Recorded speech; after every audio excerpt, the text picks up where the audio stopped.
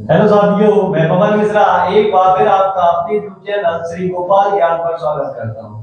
और मैं आज आपके सामने लेकर आया हूं क्लास 10 की फिजिक्स का एक और नया वीडियो लेकर। इसमें आज हम सीखेंगे कि ओम का नियम क्या है, ये किस प्रकार के पदार्थों के लिए लागू होता है और इससे जुड़े हुए कुछ महत्वपूर्ण क्वेश्चन जो पेपर में पूछे जाते हैं। तो आइए आज हम देखते हैं ओम के नियम। तो सबसे पहले हम बता दें कि ओम का नियम, ये एक वैज्ञानिक थे जॉर्ज साइमन ओम। उनका पूरा नाम क्या है?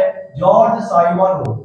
इन्होंने विभवांतर और वैद्युत धारा के मध्य एक संबंध को बताया। क्या बताया है? ओम ने, जो वैज्ञानिक थे ओम, उन्होंने किसी चालक के सिरों पर लगाए गए विभवांतर और उसमें बहने वाली धारा के मध्य एक संबंध बताया और इस संबंध को इन्होंने क्या दिया? अपना ही नाम ओम का नियम। क्या कह दिया? ओम का नियम कह दिया। तो इन्होंने क्या बताया है? इन्होंने ये बताया है, जैसे एक ये चालक है, क्या है? एक ये एबी चालक है। एबी क्या है? एक ये चालक है। अगर इस चालक की भौतिक अवस्था है, जैसे हम बात कर रहे हैं ताप की, किसकी बात करें? ताप की बात हम कर रहे हैं। मान लो हम देख रहे हैं 12 बजे इसका ताप कितना है? 12 बजे हमने इसका ताप देखा, कितना है? मान लो 20 डिग्री सेल्सियस है। कितना है? 20 डिग्री सेल्सियस है। इसी प्रकार हमने 2 बजे इसके ताप को देखा, तब भी इसका ताप कितना है?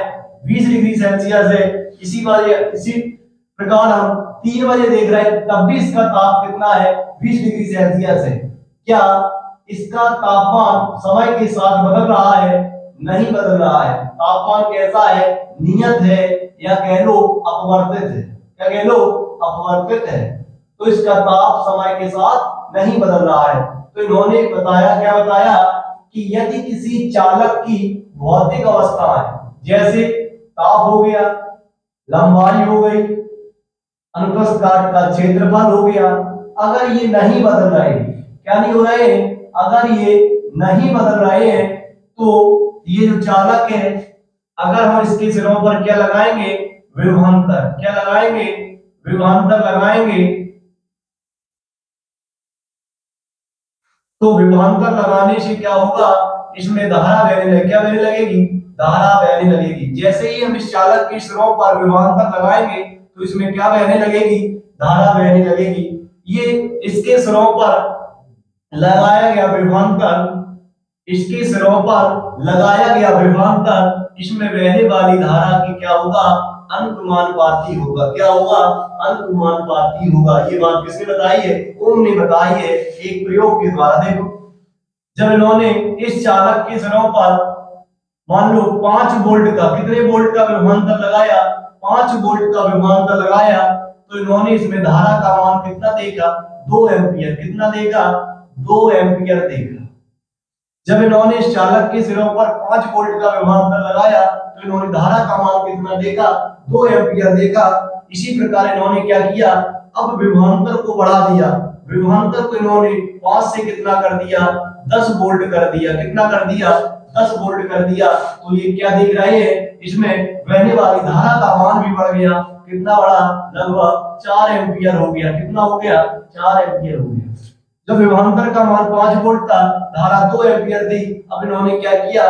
विभवांतर को 5 से दोगुना कर दिया, 10 वोल्ट कर दिया। तो धारा का मान भी ये क्या देख रहे हैं? धारा का मान भी 2 से कितना हो गया? 4 हो गया।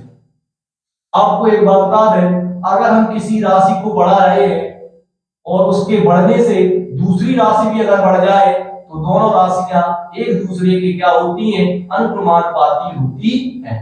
अगर हम एक राशि के मान को बढ़ा रहे हैं, दूसरी राशि भी अगर बढ़ रही है, तो वो दोनों राशियां एक दूसरे के अनुक्रमानुपाती कैसी होती हैं? अनुक्रमानुपाती होती है, या कह लो समानुपाती होती है। जैसे कैसे लिखा जाता है? ए प्रोपोर्शनल बी। कैसे लिखा जाता है? ए प्रोपोर्शनल बी। अगर चीजें इस प्रकार से लिखी हैं, तो वो दोनों एक दूसरे के क्या होती है? समानुपाती, या कह लो अनुक्रमानुपाती होती है। अगर हम बी के मान को बढ़ाएंगे, तो ए का मान भी बढ़ जाएगा। अगर हम बी के मान को घटाएंगे, तो ए का मान भी क्या हो जाएगा? घट जाएगा। और व्युत्क्रमानुपाती कैसे लिखी जाती है, ये ऐसे लिखी जाती हैं। इसमें क्या होता है, अगर हम b के मान को बढ़ाएंगे तो a का मान घट जाएगा, और अगर b के मान को घटाएंगे तो a का मान क्या हो जाएगा, बढ़ जाएगा, उल्टा होता है। तो इन्होंने क्या देखा, प्रारंभ में b का मान 5 वोल्ट रखा, I का मान 2 इन्होंने देखा है। अब इन्होंने क्या किया, विभवांतर को 10 वोल्ट कर दिया, I का मान कितना हो गया, 4 एम्पीयर हो गया। तो विभवांतर का मान बढ़ाने से धारा का मान भी बढ़ रहा है, अर्थात विभवांतर और धारा दोनों एक दूसरे के कैसे होने चाहिए, समानुपाती या कह लो अनुक्रमानुपाती होने चाहिए। तो इस प्रकार से इन्होंने क्या बात कही है।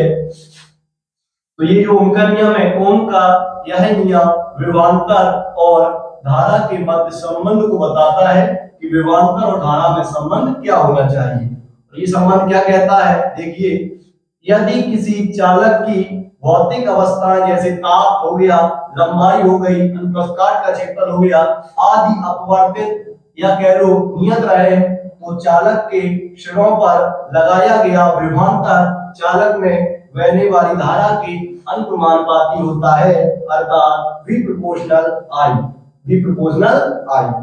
और देखो, जैसे ही हम ये जब कभी हम ये अनुक्रमानुपाती का चिन्ह हटाते हैं तो इसके स्थान पे बराबर का चिन्ह आता है, साथ में क्या आता है, एक नियतांक। क्या आता है, एक नियतांक आता है।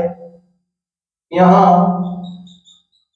R एक नियतांक है, क्या है, R एक नियतांक है, जिसे क्या कहेंगे, जिसे वैद्युत प्रतिरोध कहते हैं, या कहो चालक का प्रतिरोध कहते हैं। क्या कहते हैं, चालक का प्रतिरोध कहते हैं। ये क्या है, चालक का प्रतिरोध। इसको हम आगे वीडियो में समझेंगे।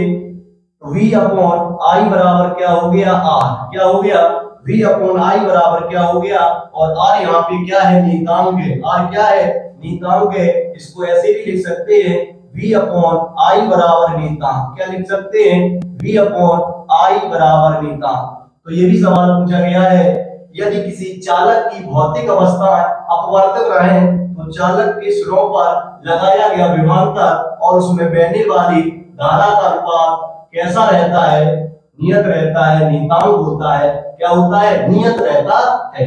यदि किसी चालक की भौतिक अवस्था अपवर्तक रहे तो चालक के सिरों पर लगाया गया विभवांतर चालक में बहने वाली धारा की अनुक्रमानुपाती होता है, ये हमने बताई। और दूसरी बात, विभवांतर और धारा का जो अनुपात होगा वो हमेशा क्या रहेगा, नियत रहेगा। क्या रहेगा, नियत। जैसे यहाँ पे हमने कहा 5/2, यहाँ पे अनुपात पहले केस में कितना आ रहा है, 5/2। दूसरे केस में देखो 10/4, यहाँ पर भी अनुपात कितना आएगा, 5/2। कितना आएगा, अनुपात कैसा है, समान है, अर्थात अनुपात नियत होता है। V और I का जो अनुपात होता है वो नियत रहता है। और देखिएगा, ये जो ओम का नियम है किस प्रकार के चालकों के लिए सत्य है, ओम का नियम केवल धातु चालकों के लिए सत्य है। किसके लिए सत्य है, धातु चालकों के लिए सत्य है। ये भी सवाल पेपर में पूछा गया है, ओम का नियम किस प्रकार के चालकों के लिए सत्य है, ओम का नियम धातु चालकों के लिए सत्य है। और ये भी क्वेश्चन पूछा गया है कि V और I के बीच ग्राफ कैसा होता है। ओम के नियम अनुसार V और I के बीच ग्राफ एक सरल रेखा होता है। ये क्या है, सरल रेखा होता है। तो आज हमने क्या सीखा कि ओम का नियम क्या है और इससे कैसे क्वेश्चन पूछे जाते हैं। अगले वीडियो हम क्या सीखेंगे, इसके सत्यापन के बारे में। क्या सीखेंगे, सत्यापन के बारे में। अगर ये आपको वीडियो अच्छा लगा हो तो लाइक कीजिए, शेयर कीजिए, चैनल को सब्सक्राइब कीजिए और ये वीडियो अपने दोस्तों को भी शेयर कीजिए, क्योंकि ये जो टॉपिक है बोर्ड एग्जाम की दृष्टि से बहुत ही महत्वपूर्ण है। हो सकता है यही इस बार पेपर में पूछा जाए। धन्यवाद।